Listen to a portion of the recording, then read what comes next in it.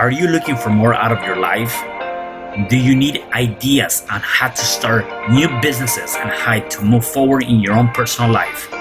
Well, guess what? You have come to the right radio show.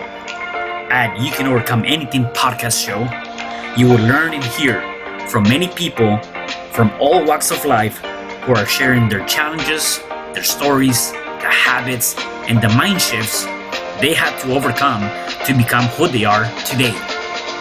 On top, you will get a chance to connect and see how you can overcome anything by networking and learning about your next move through this radio show. I present to you our great speakers at You Can Overcome Anything podcast show with your host, Cesar R Espino.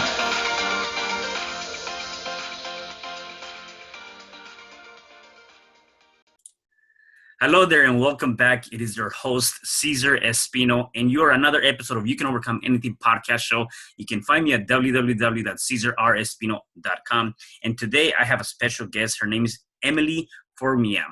Hey, Emily, how are you?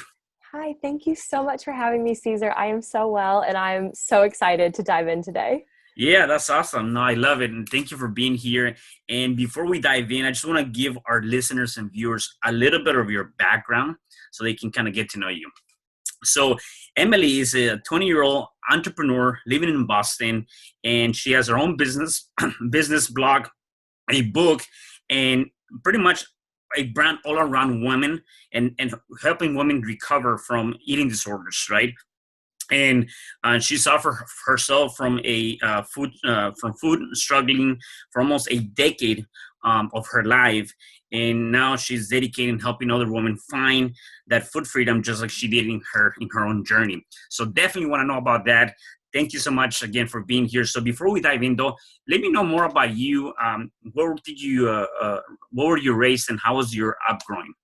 Yeah, so I actually grew up in the Midwest. I'm from Southern Illinois, so I do have a slight twang, and everyone always tells me. So I grew up in the Midwest. I actually went to college for political science. I went to Bradley University in Illinois.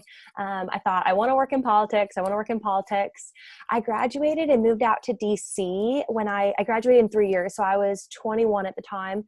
Moved out to DC, worked in politics, and realized it just was not for me. And the whole time that I was in high school and college, I came from a very loving family. I grew up very, very just, loved and supported, but I always struggled with food. I had that sort of control, perfectionistic personality. And then especially when I moved out to DC and realized that kind of my career path wasn't what I expected it to be like, I think it definitely threw me and my food for a 180. But from that, and I'm sure we'll talk about from that pain of I just really can't live struggling with food like this forever, was kind of how I then moved to Boston. I started my business.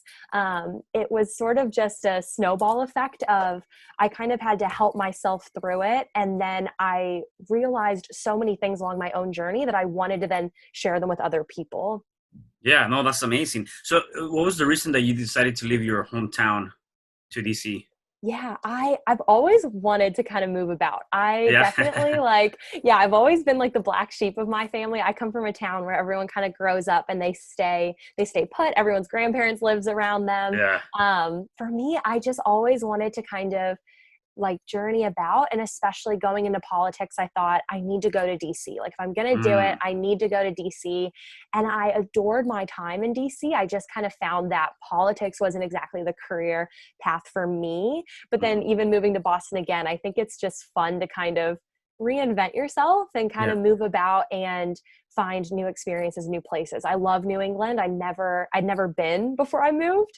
And it's just, I think, part of my personality of just kind of always wanting to do something more. Yeah. At which point do you through your journey, I guess at which point do you find out that thing you wanted to become or thought you wanted to become is not really for you? And how do you find a different passion?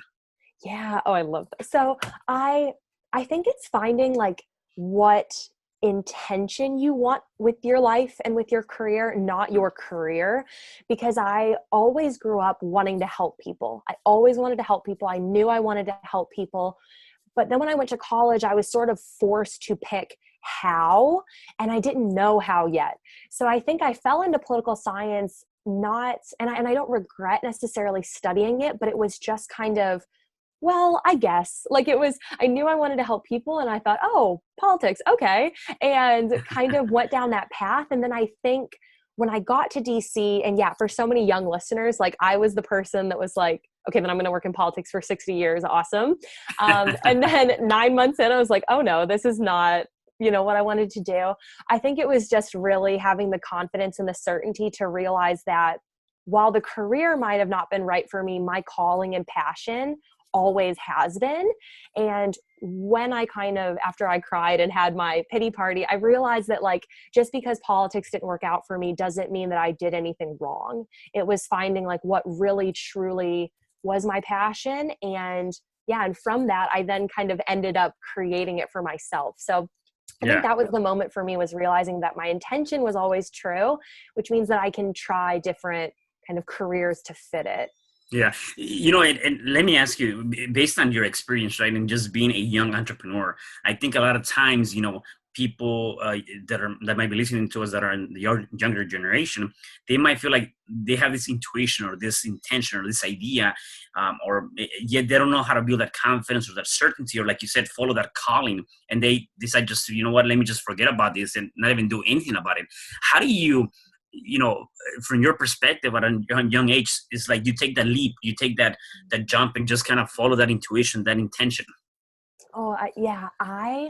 I think it's reestablishing what's a failure. And I say that kind of in quotes. Mm-hmm. For me at first, when I wanted to start my own business, I thought, who the heck am I? I'm not a certified therapist. Like I don't even have a degree in business. And I had all of that mind drama. And I think it's so important for young women or young people to realize everyone has mind drama. Like when you're 50, you'll still have insecurities, you'll still have doubts, and it doesn't go away. You just get better at kind of not falling victim to it. So for me, I was super overwhelmed. I thought, I don't know who I am to do this. But I reframed it in the sense of, if I don't try, that's the only way I can actually fail. If I try, and what if I don't like it? Like I can build my business. What if I don't like it? What if it doesn't necessarily work out the way that I expected it to? But by never trying at all, I was already failing myself 100%. Like I didn't even have a 5% chance of it taking off. I had to try, and I just had to. And taking action, I think Tony Robbins talks about this, or it's like the only way you can actually get better or have more clarity is by taking an action. And I always thought I need full clarity. Like I need to know exactly what I'm doing and what it's going to look like before I do anything. And I think that's what keeps you from never starting or taking any risk in the first place. Yeah, no, I love that. And definitely when you think about it, just, again, taking action, just really trying to do that action.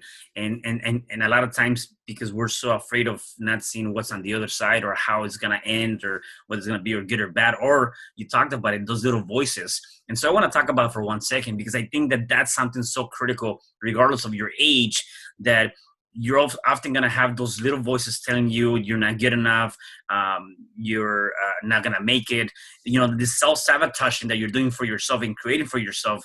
And I guess the biggest thing for any entrepreneur or any person alike is you have to figure out how to fight or combat those little voices. How do you do that? Yeah, I had a really good friend once tell me, she's a mindset coach, and we became friends through Instagram. And I'll never forget, we were talking about mind drama, and I use it as well, with eating disorder recovery. It's always those inner critics or those inner bullies in your mind. And she told me, like, we were talking about that, and she said, you can talk back, right? And I'd never thought of that in my whole life. Like I thought, whatever plays in my head, I have to listen to, and whatever plays in my head is true, and I don't have any say in it whatsoever. And I recently read a book called The Untethered Soul, which I highly recommend to, oh my gosh, it's one of the best books I've ever read. And they talk about how if you hear a voice in your head and you're aware of it, that means it's not you. And it helped me so much realize that I was having all of these insecurities and doubts and limiting beliefs, and they weren't who I was. I was just experiencing them. Because if I could be aware of it, that means I could talk back to it. And that means that I could take action against it, or I could, become more aware of it, conscious of it, whatever way you want to see it as. Mm-hmm. That helped me so much realize that I was somewhat playing victim to the voices in my head. They would say like, you're not good enough. And I would go, okay. And then I would just not try, or I would not like do anything. And I never, ever saw it in the lens of, I can talk back just as much as it talks to me. Yeah. I love that. As a matter of fact, Les Brown talks about that, and he was showing or talking about a particular instance where he literally said, pretty much said, "Shut up!" I'm struggling. I'm doing this, and you're telling me what not to do. Like, no, I got to take control of my life. And you're right. When you start talking back to that inner voice, you're taking control. And it comes down to that. You're taking that control back. Number one. Number two, you also can start seeing things from a different framework, right? Because now it's not only that one vision.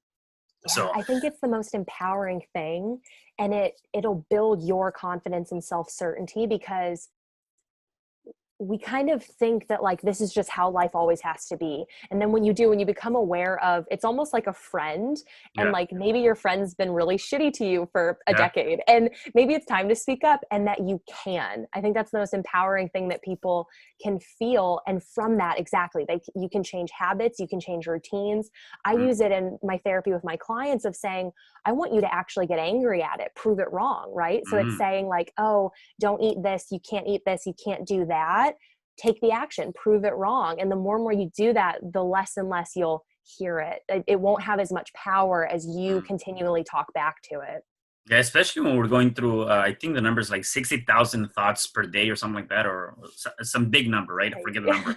And so, when you go through that and you're having those many thoughts per day, it's like, and 80% of them actually are negative thoughts too. So when you think about it, it's like, wow, you're really fighting so many different negative thoughts. And so you have to find a way to create that balance and take control over those thoughts, because at the end of the day, you are the one that is dictating, and you're choosing, you're deciding how to go about your life. And once you can master that, I believe that you can definitely have a better, more healthier life, period. Yeah. Oh, I totally agree. Absolutely. Yeah.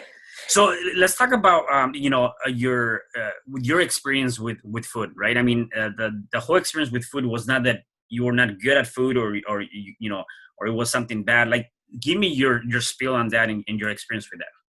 Yeah. So I could talk about this forever, so I'm going to try to keep myself in check. I definitely think, so I say that I had an eating disorder, but I also coach women who have eating disorders, or they have disorderly eating. I think my kind of niche, or my market, or the women that I really want to touch, are women who just struggle with food in any sense of the way, like in any way, shape, or form. And I also always say that I coach women just because, for me, I don't have a degree. I only have my experience, and I only have my experience as a woman. So I just always want to kind of clarify that, because it gets confusing when I interchange words.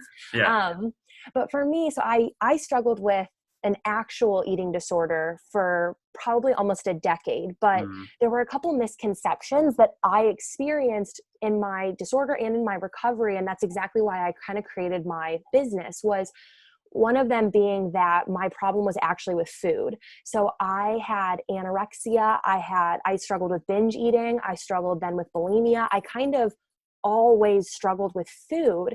And I felt like there was this huge market that was being misunderstood or mislabeled, that you can only struggle with food in one way. And that sort of known way was with anorexia, and that women that struggle to eat enough. And so, but I had kind of done that, but then I'd struggled in the opposite direction. I had counted every calorie. And then on Monday I was like, no, I'm going to go keto. Like, I just always struggled with food. And so when I then reached out for help, I was in inpatient therapy when I was much younger. And then I went to just regular therapists here and there. And I was always trying to, get a better relationship to food. But the support that I found was just always kind of shifting the wrong variable. So and I'm not against like doctors or medical professionals, not at all. I just felt like I was so misunderstood. But then I realized that there were millions of women that were misunderstood the same way, because I would get a new meal plan and they would say, okay, you're not eating enough, eat more. Or, okay, you're counting every calorie, don't. And I would kind of do it for 2 weeks, and then I would just fall right back into it. It had just just becomes such an ingrained part of my safety net, my control. I think when you're a type A and you're just very wired to be a goal-oriented, somewhat kind of like, I always say I'm very high strung. Like I just am a very goal-oriented, perfectionistic type personality. But then when you mix that with diet culture nowadays that says like, you need to be counting every calorie and you need to not eat sugar and not eat this and this is bad. When you mix the two, it just gets really, really dangerous. And there was this huge moment for me when I started to realize that food was never my problem and my body weight was never my problem. I was my problem. And in the most beautiful way, it meant that I could fix it. And that's really when I started to truly recover, was after I graduated college. And I had just tried everything, quote unquote, changing only food. I'd never really tried to change how I saw myself, like where my food insecurities came from, building up my self-certainty, my self-confidence.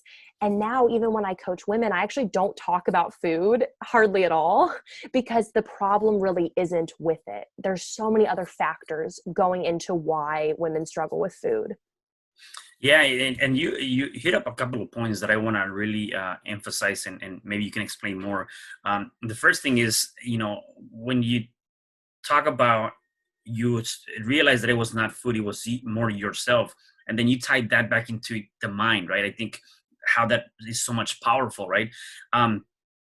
I guess my one of the things that I'm wondering is, when you realize that it was really more your self-love, confidence, certainty, all of those things that were missing as part of your life, how did you come about realizing that, number one, and then what were some of the things that you did to start shifting yourself? Yeah, I definitely came, I think it was, I actually remember kind of the moment that I was like, this just isn't going to work, Em. Like Yeah. I was in DC, I had left my job and I was just really, I just felt really lost, which of course, like stress, anxiety, Yeah. all of that fuels food struggles. And for whatever reason, I was sitting in my apartment and I remember going, okay, well, maybe I'll start a new diet. And I truly remember thinking like, what is that going to solve? Like, why am I doing that? And it was the first time I think that I had kind of called myself out, because whenever Mm, I would feel just off, or I would feel upset, or I would feel definitely like the anxiety and overwhelm, I would just turn to food, whether that was like binging, restricting, whatever it was, I would just turn to food. And I remember sitting there and going, what is the end result of this? And this is where like it gets really sad, but it's so important for women to think about it. I had always said like, okay, once I lose 10 pounds, I'll be so happy. Like I'll be above the moon. Life will be pure bliss, like rainbows everywhere. Like I truly had this, I call it the eating disorder fairy tale in my head of, once I reach this, I will feel this way. And then I did it and I felt miserable. And then I went, oh shoot, like, okay, maybe I didn't lose enough weight. Okay, let's try again. And I would lose more weight and I would go, okay, I still feel awful. What's going on? And I think then that's the disconnect of, I beat myself up thinking that I was doing it wrong, when I never called out that the formula I was fed was the problem. Like the formula of, once you lose so much weight, you'll be so happy and you'll be confident. I was like, oh, okay, perfect. And then I would do it and I would feel awful. So I think realizing that the problem was with me was actually having a conversation with myself of, I had gotten the results that I always expected to get, but I never got the emotional payoff. I had lost weight and I had still felt so miserable in like who I was and my body and everything. And then I had gotten even the gym body. Like I went through that phase where I was like, I'm going to be super muscular and fit and I'm going to feel great. And I felt awful. So it was kind of having like a real logical conversation with myself of like, what am I expecting my eating disorder to bring me? And then what has it time and time and time again?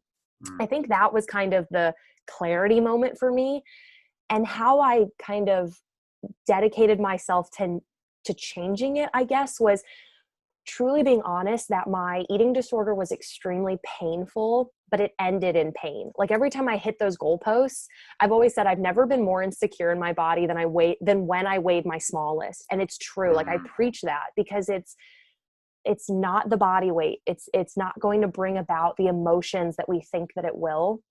And so I kind of had to say, like, if I stay in my eating disorder is painful and it ends in pain. Like, I've proved that to myself. But if I recover, it's also going to be painful. I always say, like, I will never say recovery is easy. It's not easy. Like, Yeah. but it ends in pain free. And that is truly what kept me going every single day. Was I was like, yeah, sure. So both are painful. Why don't I choose the one that ends in light, so to speak? And I think that that's really what made me shift my understanding of, like, and this is always going to be a problem if you allow it to be a problem. And that whole finish line that you're chasing just doesn't exist. And you can keep chasing it. It's your choice. But where has it gotten you before? And do you want to just keep doing the same thing over and over again? Yeah, definitely. And so, how was it growing up with with your eating disorder? Like, um, did you feel out of place? Did you feel that you were not part of a group of people? Because I believe that again, most of these things, and again, I don't know if for a fact. So I'm just thinking, and that's where I want your validation on this. Is that a lot of times you feel like you're not fitted into a particular community, and then that leads to stress, that leads to anxiety, that leads to all these different things, and then you're like, well, this is where I need to be, right? And so I'm wondering if through you going through this experience and growing through it, did you find yourself out of place? And was that a factor that also kind of maybe led to the fact that, you know what, enough is enough. I'm not going to be living this life. Yeah. Oh, absolutely. I say there's a certain personality profile Mm, that struggles with food the same way I did. It's just the fact that, like, millions of women have it. I grew up being kind of a people pleaser, and mm, I never realized it until I looked back, where I was just so somewhat unsure of who I was and what I wanted to do. And I think through that, and this is where it got so interesting to me, because when I struggled with food, like, especially I developed my eating disorder in about 7th grade, in the middle of 7th grade. So 7th grade, 8th grade, all through high school is such a time of kind of learning who you are and mhm. figuring out, like, where you belong. I love that question, because I've never thought of it that way, but it's true. I could somewhat be everything. I was just such a high strung kind of overachieving kid, but I didn't really have an understanding of just how to love Emily for being Emily. And I think I adopted this idea that if I wasn't sure who I was, I could guarantee that people would think I was good if I achieved, and if I was successful, and if I had control and discipline in my life. I would have the image of kind of knowing what's going on, like yeah, like I'm confident and everything's Yeah. fine. And yeah, so I definitely think I somewhat was a shapeshifter, and you're kind of that people pleaser of you want to keep the peace, and so Mhm. you please everyone and help everyone. But then my crash that happened in DC was 1,000% because I just didn't know who I was. I had no idea of, like, what I thought versus what my eating disorder thought, of what I wanted to be versus what my expectations that I placed on myself were. And yeah, I could definitely see that kind of just being it's almost a blessing slash curse. It's kind of like Yeah. I was that girl that could do anything, but it was almost so overwhelming. And I felt so guilty for not being perfect truly, that then I think I just kept compounding all of this overwhelming anxiety until it just really got me down. Yeah. Yeah. And it's amazing to know how, you overcame this, 10 year, decade, 10 years of going through this eating disorder. And from that pain, a purpose, or joy came out of that, right? So I want to talk about that, because that's when Yeah. you decided to start shifting, right? You shifted that, Mhm. and again, sometimes we have to go through, and I'm not saying, in any shape or form that that's what we need to do to, except some people have to go through a lot of pain to find a true purpose, right? So let's talk about your experience with that, and moving to where you're at now. Yeah. I always say, like, it's been the greatest blessing of my life. And that is, Mhm. like, so hard to say. And I think 3 years ago, there's absolutely no way I would have said that. Like, but I completely believe that, because from my experience is everything. I don't have a degree. I never went to school for psychology or eating disorder therapy. Yet when I talk to women, I somehow have become the girl that gets it, in quotes. And that's what I always wanted to be. I just wanted to be the girl that could get it the way that no one else could. Because if you struggle with food, if you struggle with depression, if you struggle with crippling anxiety, other people can hear you and they can sympathize with you and they can give your support.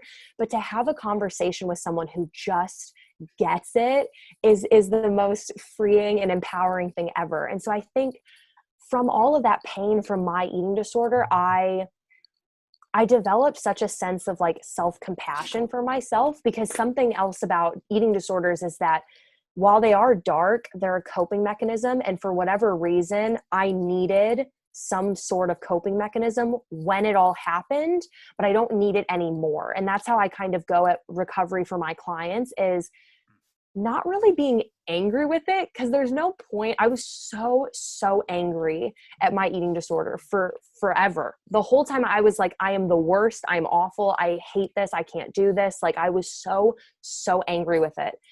But I was actually being angry at myself, not realizing that it was just something I was going through. It wasn't Emily, and Emily could recover from it.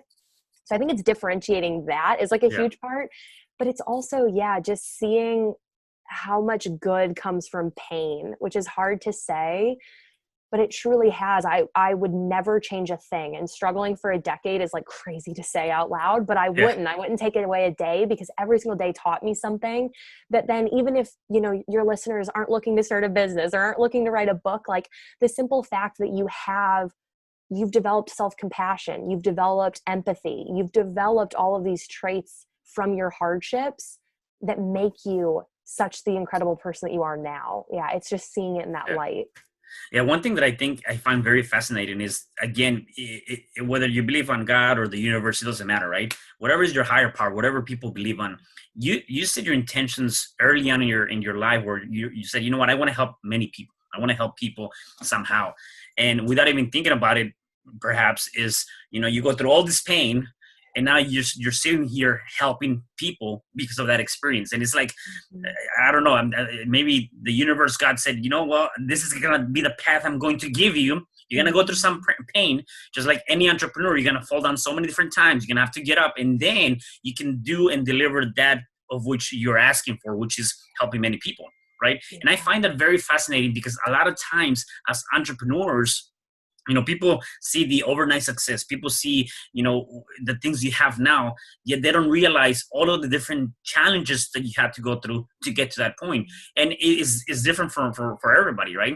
And so, I don't know, I just find that, for people that want to become entrepreneurs, that are thinking about that, is not an easy ride, yet at the end of the day, is very rewarding, in my opinion. Oh, I totally believe in universe, God, whatever. There's a force greater than us that has a plan that we just have to trust. Yet like 95% of the time we're like, no, I got it. We can't see the big picture. And for me, I think, I love that you touched on kind of, we can't see the big picture, but also realizing that you have to help yourself if you want to help other people. I think as an entrepreneur, or really anyone, I think we so easily think that if we fix someone else, it will fix us. And if we put all of our energy, because that was where I was, like, not from a malicious point, but from sort of a distraction. I was like, okay, I'm going to help everyone else, but like, I'm fine. And the way I struggle with food, it's fine. I really don't need to fix it. And even when I was in the very, very early stages of building my business, I put so much kind of like mental power towards like what I call kind of just admin work, where it was like, okay, what can I do? How can I do this? Blah, blah, blah, blah. Not realizing that the greatest lessons I've ever learned and now can share with my clients was healing my own relationship to food. So I think we live in a world that like you should raise your value in terms of like degrees or money or all these like physical things that aren't bad. But I think the greatest thing you can do, especially as an entrepreneur, is raising just your mental value, like getting to be your best version to then share that person with the world. And I had to learn that all from 10 years of struggling with food. And I think it's been such a blessing for sure. Yeah. And I like that you touched on that. That's kind of like the airplane analogy, right? When you get on that plane, one of the first things they tell you is to make sure that you put on the mask first, then you can help other people. Yes. And when you think about it from that perspective, it's like you have to make sure that you're helping yourself. I always say that you definitely, whatever purpose you have, whether you're working for somebody else, whether you're an entrepreneur or anything like that, just make sure you're taking care of yourself, because you know, definitely you cannot help other people if you cannot help yourself. And so that's one of the things that we sometimes forget. And so we have to make sure that we take care of that body, which is ours, and I also call that our journey in life. Mm-hmm. I think there's such a level of like selfishness to taking care of yourself. But from one of my favorite things to say, because there's that saying of like, make sure your cup is full so you can share it with others. Yeah. I always say, make sure your cup is overflowing so you can share it with others, because you need a full cup. That's like, you have to fill your cup up first. And there's no it's not selfish to just take care of yourself. Yeah. Let's talk about your book. So what's your book about? I think I know what inspired your book. Nevertheless, you know, there's any kind of specific inspiration to write a book, and what's the meaning of it? Yeah, it kind of ties back into our, you know, how do you just take action? I had been telling myself for a year, because I've always loved to write, which is why I actually started my blog before I started anything. Yeah. And I was like, I should write a book. Nah, I should write a book maybe, like for a year. And then I finally was like, Emily, you're writing this book. And I wrote it in a month. So wow. you do Amazing. have to just take action, because then it'll just flow. When you constantly resist it, I think that was like the worst thing I could do.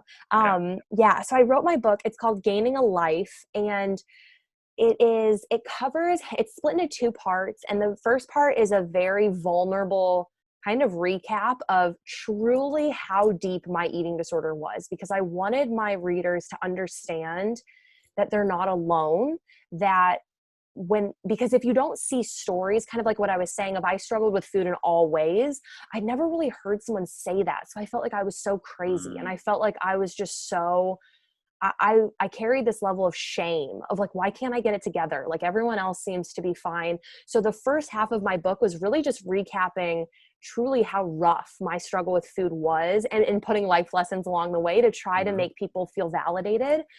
And then the second half is, okay, how did I get out of it? So I called it Gaining a Life, because I think for any woman that ever listens to me, I know that the biggest fear in the world for women is to gain weight. Even if you struggle with binge eating, even if you struggle with emotional eating, there is such a pressure to always be losing weight, or to especially never be gaining it. And so when I wanted to go through recovery, of course, like the first thing the voice in my head said was, you're going to gain weight. And I was like, oh my gosh, I am. But with that, I gained a whole life. I gained a whole life. I gained a little bit of weight, and friendships and memories and family events. And I mean, the list goes on. And I just really, that was kind of the inspiration behind my book of like, yeah, you might, but look what else you'll gain with it. And then the final like piece of my book is kind of exercises. I think there's like 22 of them, just exercises that you can do day to day to really help your relationship with food, that are much more like tangible, not necessarily mindset shifts, but small ways you can like over the course get a better relationship between you and food. Yeah. I want to touch back on this, because you mentioned that, and it just, I think, keeps coming back to, and it shows up in people's lives in multiple different aspects during their journey. And is that, again, those voices or that mind, or saying you're not going to do this or do that. And even with you, fighting on whether or not you're going to write this book, again, that's another testament of that this is never going to go away. And you got to be able to find a way to balance that, and find a way to, just take control over that. And I can kind of relate to you on that same aspect, because when I did my very first book, it was the same thing. Like I'm like, there was this little voice telling me like, who's going to read your book? You're not a writer. You don't like to read yourself. Like, and all of these things that were just negative. And I'm like, yeah, I think you're right. Like, why? Right. And I just didn't do anything. And I'm like, it wasn't until I changed the frame and I changed the intention. And I said, you know what? So what if nobody reads my book? So what if nobody buys it? So what if I'm not a reader? I just want to do for me. I want to feel good about it. I want to feel, accomplished. I think when you start changing, and this could be for anything, when you start changing that frame or the intention, whether you want to start your own business, whether you want to do this or do that, then things can start shifting, because you're like, okay, now you're getting rid of all the negative thoughts, and now you're getting all these positive ideas that can help you push forward, right? And I find that that's always coming up for entrepreneurs. Is that maybe a case for you even now in your journey? Yeah. And I think it's absolutely, it's doing everything with the right intention and the right alignment. And also realizing, I think this is kind of a Buddhist teaching of, even if I take off, it actually doesn't mean anything different about me. So if I quote unquote fail, all right, I tried. If I take off, it's kind of placing your self-worth in like just being Emily or just being Cesar. And that's so hard when we live in a world of like, Yeah. you're only valuable for what you do and what you produce and how much money you have. And I mean, I still fall victim to that. Like, I'm by no means perfect. I'm like, man, if I just could, I do it all the time. But I think it's being aware of it, and it's just getting through it quicker and quicker every time the mind drama comes up. Because when I started, it took me a year. Now, if I feel mind drama, maybe I don't write the blog today, I write tomorrow. And I'm getting quicker and quicker at just taking the action anyway. But I remember that, and it does tie into everything, because we put our happiness on a finish line. We do it with everything. When I get that raise, I'll feel happy. And then you get that high and then it goes away and you're kind of back to where you started. And for me, I remember saying, like, when I make $10,000 in my business, I won't even be able to like fathom the world. I will be so happy and just so fulfilled. And then I did. And the moment I did, I thought, okay, now 100K. We get addicted to just constantly like crushing finish lines. And then we never celebrate what we've actually done. And that was me when I wrote my book, I thought, okay, I wrote it. If I don't sell anything, I wrote a book, and actually like celebrating it and sitting with it and not expecting really anything from it. It fails, it takes off. Awesome. Because I did it for me, and I'm so proud of the work that I produced. I think that's the intention that you need as an entrepreneur, because there's no losing them. It's you're doing everything to help people. You're doing everything to the best that you can, and you feel proud about it. And it never fails that then things do take off, because it's done with the correct kind of desire behind it. Yeah, no, I love that. So let's talk about your coaching business. How is that structural, or how do you help your clients? What is the foundation of your business? Yeah. So I started, I've tried it. And this is another thing for entrepreneurs, just try, right? Like, I actually started doing a 6-week coaching program that I launched, and I had a few girls go through it. And then I realized that 6 weeks just wasn't long enough. And then I changed it. And we just forget, we don't have to have everything figured out. Like, I've changed my business plan probably 3 or 4 times, and I've only had it for about 7 months. Like, it'll happen. Right now I do 3 months worth of coaching. It's an hour a week, which is really nice, because I know, especially now with the climate of the world, it's hard to get into therapy. So I sort of sell my product as, I'm not a therapist. I will never give you like medical advice. I just am. I'm the person that gets it, and I'm the person that got through it on her own. I tried kind of the therapy route and everything like that. So I do run it almost like a therapy business, where we have a 1 hour a week coaching call. But the nice thing with me is you get me 24/7 for like texting or voice memos, or if you need to hop on a really quick call, like, I'm here. I think that's my favorite thing about coaching.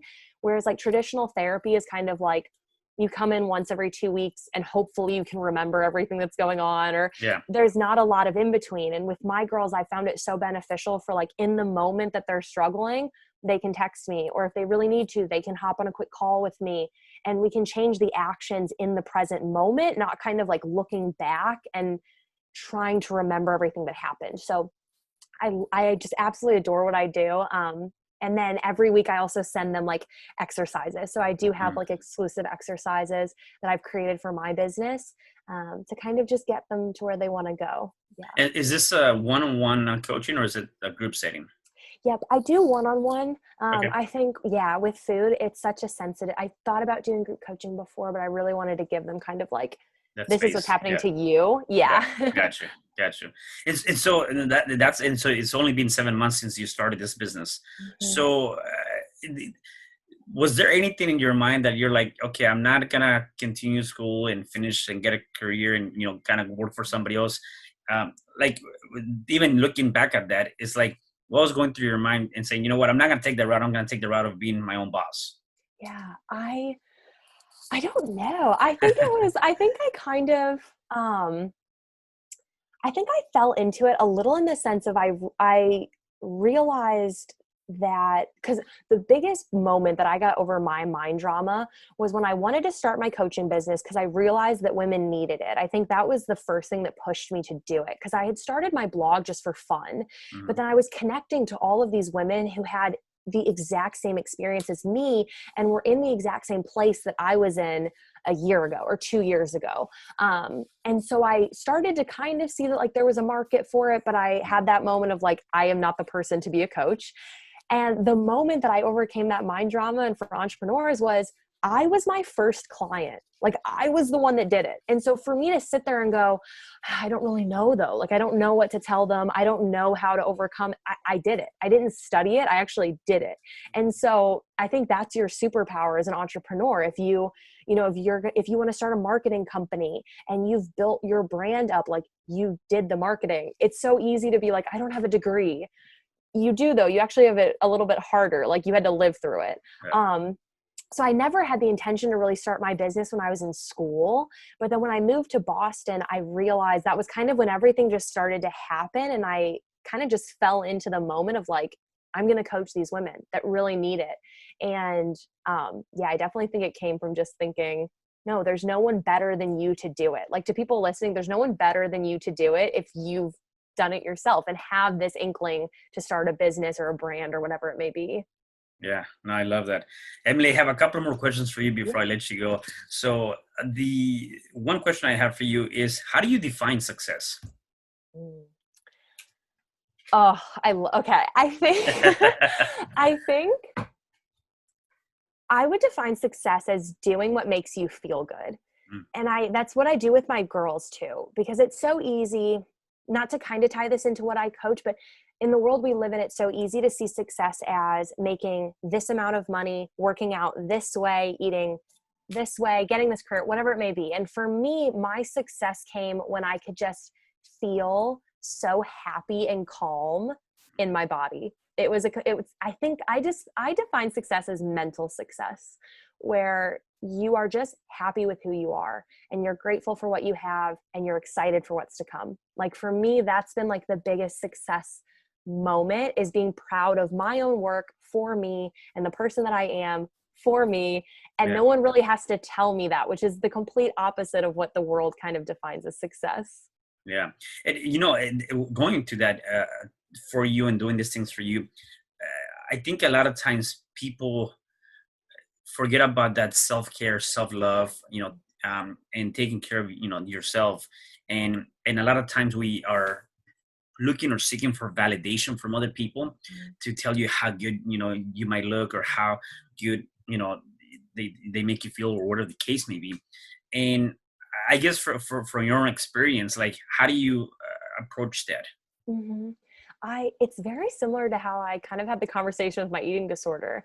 I was always told, it's so funny because looking back on it, if you'd asked me like what fueled my eating disorder, it was never feeling good enough. And it was just always wanting to be perfect. Yet I kind of was. I was the girl, like I got straight A's. I was told by everyone I knew of like how incredible I was and how intelligent I was, or successful, whatever. Like in college, I was involved in everything. And looking back on it, I did it totally for the validation. I would say 50% of the things I've done in my life, I didn't want to do. It was straight up just to be like, oh, but then this will make me look like people will think, and X, Y, and Z. And I think that I realized that I was perfect. I did accomplish anything I set my mind to. People told me how great I was. And once again, I still felt miserable. I would hear compliments. I've talked about with my clients before. I got so many compliments just throughout my life, never once believed them. But yet I always said, all I want is for people to like me, and all I want is for people to tell me how great I am. And then they kind of would, even if it was just my family, like, Emily, I'm so proud of you, in one ear, out the other ear. Because if you don't believe that you deserve the compliment, you're not going to accept it. So you can get all this validation from other people. But if you're still telling yourself like you're awful, you're the worst, there's kind of nowhere for those seeds to land. Like I say, there's like no soil for them to plant. They just kind of go in one ear, out the other, and then you search for them again. And then you get them and you don't feel anything. And I think that's helped me realize that, like, yeah, my success has to come from me and my self-love has to come from me. And now having that, I can 1,000% tell anyone that like, that is the only answer. You can have anyone tell you anything, and it's whether you're going to believe it or not. Yeah, definitely. If people wanted to connect with you, how can they find you? Yeah. So I have tons of stuff. I would say my website is the easiest. My website is www.sincerelyxoemily. And then my Instagram handle is the same, but there's a period. So it's sincerely period XO period Emily, because it was taken. But yeah, those are the best ways. And my email as well is sincerelyxoemily@gmail. But everything's on my website. So that's usually just easier to go to. Awesome. And then two last questions. It seems like at an early age, and you've definitely gone through some very challenging times, and you've learned from them, which is awesome. You seem very positive. You seem like you have so much energy, right? So is there anything that you do on a daily basis? Tony Robbins refers to them as rituals, right? So do you have any daily rituals? Do you have anything that you do on a daily basis to put you in this state of mind? I love, I would definitely say I wake up and I don't work in the morning. The morning is my time. I definitely get thrown off if I wake up late. Like I usually wake up in the morning, I journal a little bit, I'll go for a walk. I just kind of have my downtime. But I actually think the biggest thing, it's not really a ritual. It's more, I just started to develop such a sense of self-compassion. Like I genuinely, if I feel stressed out, if I have a day where I'm really stressed out, I will say out loud, like a crazy person, like, Em, you're doing your best. Like you're doing your best. Today is a good day. Like, I think we are just so hard on ourselves constantly, especially as like young people out of college, like trying to figure out the world. Like, I just think that the way I stay, kind of like happy and positive is I just give myself some slack. I treat myself the way that I treat other people. That's what I say. Yeah. The way that like you so easily love other people or like forgive other people or support other people, we just don't do that to ourselves. And when I started to have that sense of just compassion for myself, I think, my life just got so much better. Yeah, that's awesome. No, I love it. And the last thing is, you've given us a lot of great tips. So I want you to see if you can give me one more tip. If our listeners or viewers are going through some challenging time right now, what would be one thing that they can do to start overcoming that challenge? Yeah, I would definitely say choose the pain that ends in light. Because even if you're not struggling with food, changing habits and changing routines is never easy. So if you're struggling with insecurities or anxiety, depression, alcoholism, like literally anything you're struggling with, it becomes your default and it's almost scarier to change. But when you realize that both paths are painful, but one, ends in that light, it's a little bit easier to go through your growth, your development, or your recovery. I love that. That's a good way to end this. Choose the pain that ends with light. I really, really love that. And never seen anybody put it that way, but it makes perfect sense because again, from pain, you can have a really good purposeful life and you can learn so much from that. So anyways, Emily, thank you so much for being here. Really appreciated you being here. So thank you. Awesome. Thank you for having me. Yeah, definitely. And for the rest of you guys, do me a favor. Please make sure you check us out on your favorite podcast platform. Make sure you comment, like, and share this particular interview. And stay tuned for the next episodes at You Can Overcome Anything podcast show. Have an awesome time. Hi, I'm Cesar Espino, real estate investor, business coach, and consultant, and author of the book, You Can Overcome Anything, Even When the World Says No. My number is 424-501-6046. In my book, I talk about making the necessary changes to shift your mind for prosperity and certainty. Pick up your copy at Amazon. I also love helping families with their real estate and can purchase your house fast and all cash. Follow me on Instagram, Facebook, and LinkedIn. My number is 424-501-6046. Thank you for having me today. I am so glad you've tuned into this podcast. You can find me at your favorite podcast platform where you can like, subscribe, comment, and share. And to learn more about myself, my services, you can find me at www.cesarrespino.com, or you can also find me at your social media. Thanks for joining me, and I am looking forward to having you at the next episode. And know you truly can overcome anything.